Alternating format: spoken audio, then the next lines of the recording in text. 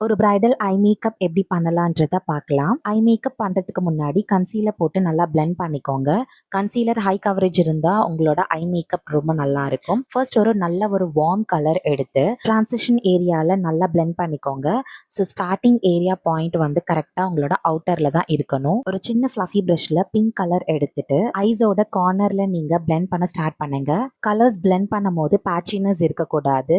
நல்லா உங்க fluffy brush வச்சு பிளெண்ட் பண்ணி விட்டதுக்கு அப்புறம் ஒரு ஸ்மால் பிரஷ் வச்சு வேற ஒரு டார்க் பர்பிள் கலர்ஸ் கூட நீங்க எடுத்துக்கலாம். உங்ககிட்ட டார்க் பர்பிள் இல்லைன்னா லைட் பர்பிள் நீங்க இந்த மாதிரி அப்ளை பண்ணதுக்கு அப்புறம் ஒரு பிளாக் இன்டென்ஸ் கலர் நீங்க கொடுக்கும் போது அது நல்ல டார்க்கனா உங்களுக்கு இருக்கும். ஐ மேக்கப்ல 2-3 கலர்ஸ் நீங்க அப்ளை பண்ணும்போது பாக்குறதுக்கு ரொம்ப நல்லா இருக்கும். இப்ப நம்ம செகண்ட் கலரை ஃபர்ஸ்ட் கலரோட நல்லா பிளெண்ட் பண்ணி விடணும். அப்பதான் அது வந்து பேச்சினஸ் இருக்காது.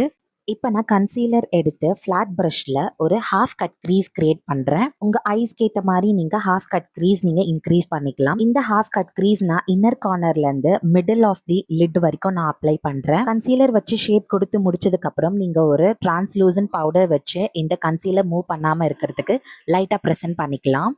இப்போ ஒரு ஃப்ளாட் பிரஷ்ல அவுட்டர் கார்னர்ல நல்லா பிளெண்ட் பண்ணி விட்டீங்கன்னா அந்த பர்பிள் கலர் இன்னும் டார்க்னஸா உங்களுக்கு கொடுக்கும். நல்லா பிக்மெண்டடான ஐ ஷேடோ பேலட்ஸ் நீங்க யூஸ் பண்ணுங்க. இப்போ நீங்க ஷிம்மர்ஸை கன்சீலர் மேல யூஸ் பண்ணி உங்களோட ஐ மேக்கப்பை ஃபினிஷ் பண்ணிடலாம். இதே மாதிரி ப்ரொஃபஷனலான மேக்கப் நம்ம கிட்ட லேர்ன் பண்ணணும்னா ஸ்கிரீன்ல தெரியுற இந்த நம்பருக்கு நீங்க கான்டாக்ட். இதே மாதிரி பெஸ்டான நிறைய வீடியோஸ்க்கு நம்ம பேஜை மறக்காம ஃபாலோ பண்ணிக்கோங்க.